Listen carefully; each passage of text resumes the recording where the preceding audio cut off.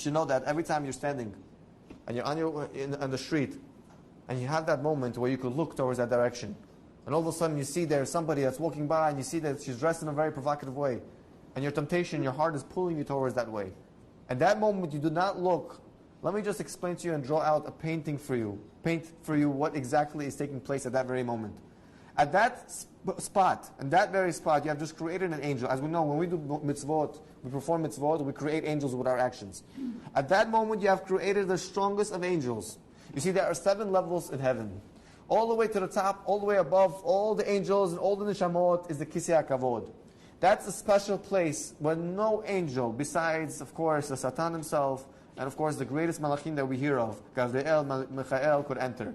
This is a place where nobody is allowed to go, except for the greatest and the holiest. And the Satan comes to this place where the Hashem's Kisei HaKavod is. And he starts bashing you. And he starts telling Hashem why you don't deserve this and you don't deserve that. And just at that very moment when a person sins, he comes back to Shamayim and he tells Hashem, look, I got him to sin. Have you ever wondered why is it at that moment? Right after I sinned, all of a sudden I feel guilty. Where does that guilt come from? The reason you have that guilt is because at that moment the Yetzer Hara has left you for that split moment. At that moment you are alone. Who's left with you? The Yetzer Tov.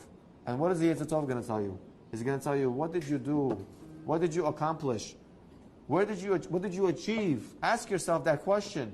That moment, all you are left with is the Yetzer Tov. The Yetzer Hara, the Shamayim is telling everybody, look, I got him to sin. But then, when you don't look, and you control yourself, you have created this malach that's so powerful, that's so strong. He's able to elevate himself amongst all the other malachim. He goes to the highest level in Shamayim. He stands right before the Kisei HaKavod. And he's able to praise you the whole day.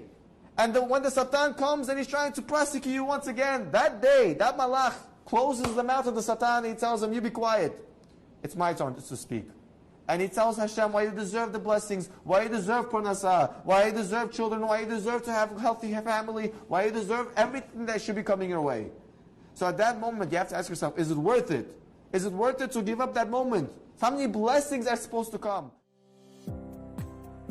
Thank you for listening to the Guard Your Eyes Daily Chizuk broadcast. Pass them on to your friends and help spread Kedusha in the world.